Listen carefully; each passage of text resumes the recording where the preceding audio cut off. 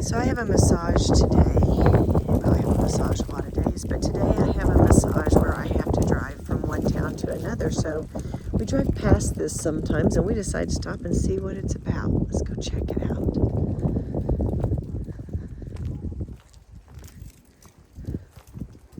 "101 Ranch Old Timers Association." Tony the Bear. He was in a large cage under a tree by the store and people would buy him pop.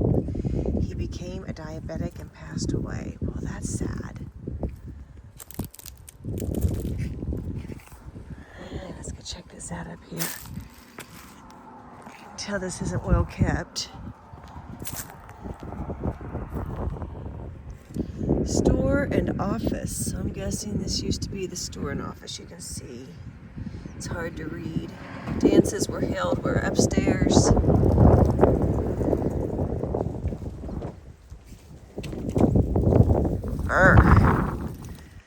The 101 Ranch. So I don't know if how many of you guys have heard of the 101 Ranch Rodeo, but it was kind of a big deal. It still takes place. And from where I'm from, up here in the Ponca City, Oklahoma area, it was a real big deal. This site is a National Historic Landmark and the former headquarters of the 101 Ranch.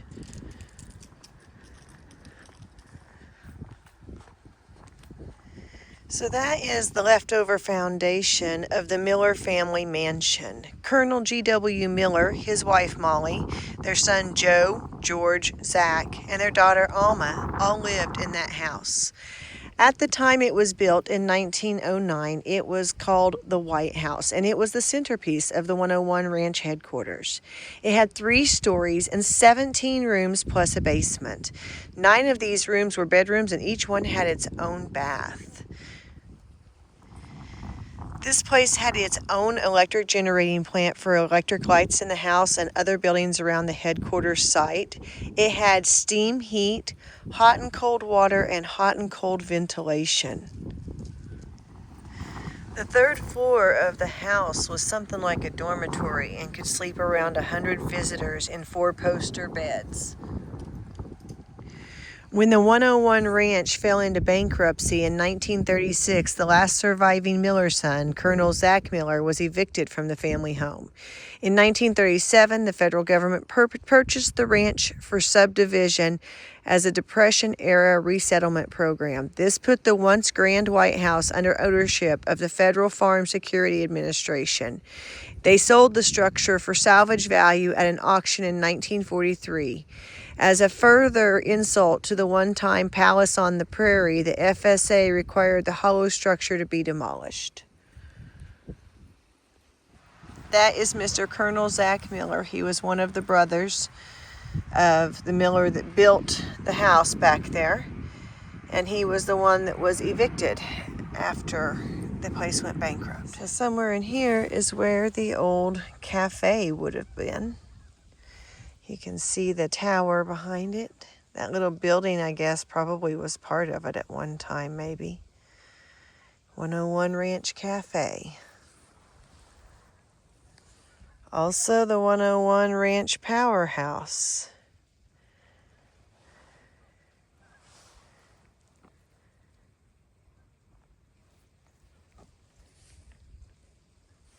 The horse barn would have been just to the left of it and kind of back to the back. How old do you suppose that old tree back there is? It's a big old tree. Lillian Frances Smith, California girl, Princess Winona, champion rifle shot of the world.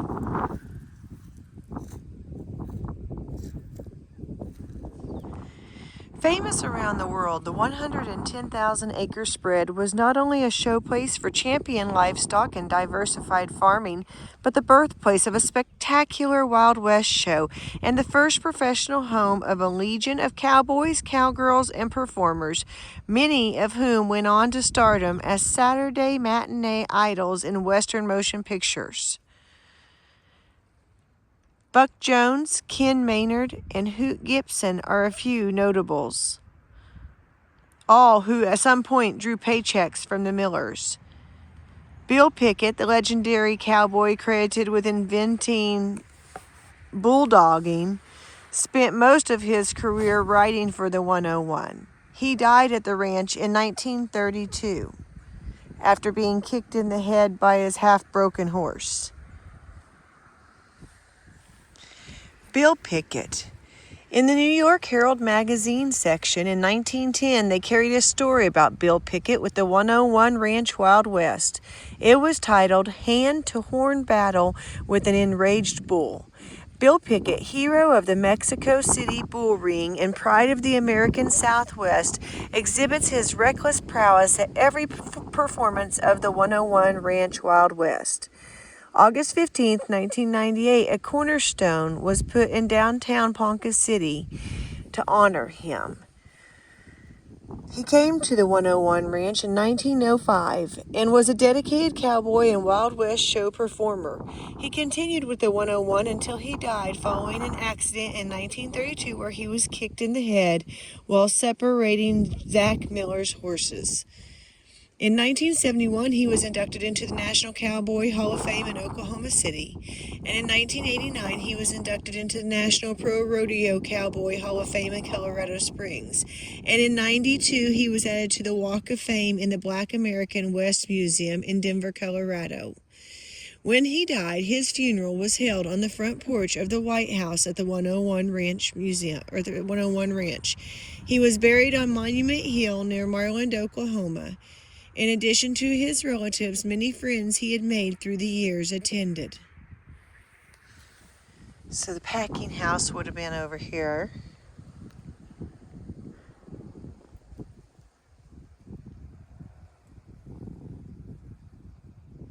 And the dairy barn. 1918. To give you a perspective of where we are, all those little plaques are what we've looked at, and way over there is where the White House sat. The cotton gin, the refinery,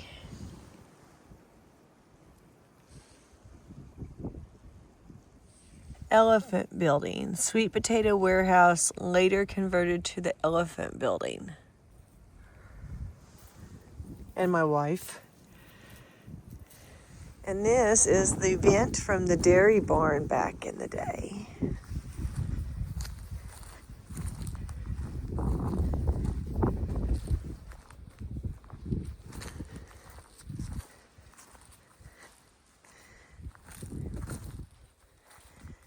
Two old potato plows that were used on the 101 Ranch. Very neat.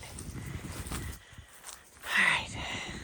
These were the 101 Ranch Wild West Showgirls of 1915.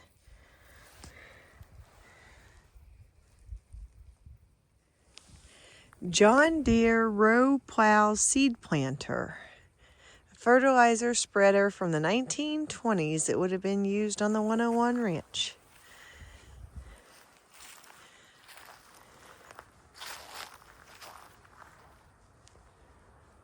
And it looks like the foreman's house would have sat over here. We had a hotel with a restaurant over here as well.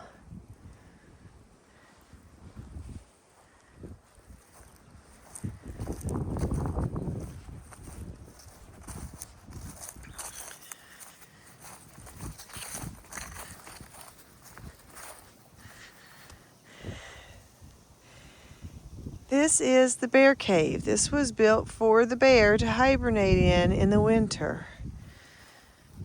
The bear that they had chained over there that they fed sodas to. Poor little baby. So that was built for him to hibernate in the winter. That's all he got.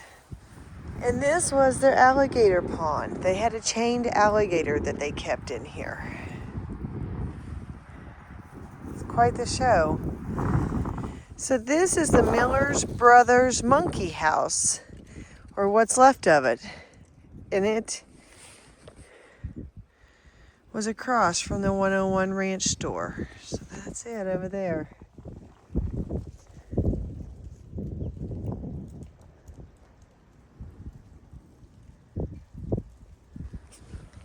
101 Ranch, Old Boundary Line here. Named for its cattle brand 101, this ranch was begun by Colonel Geo, pretty sure that stands for George, W. Miller on his claim at opening of Cherokee Strip, September 16, 1893. Operated by sons George, Joe, and Zach Miller, the ranch covered 100,000 acres by 1926.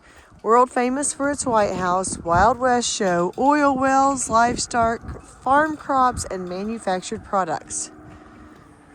This says that the 101 Ranch has been designated a National Historic Landmark.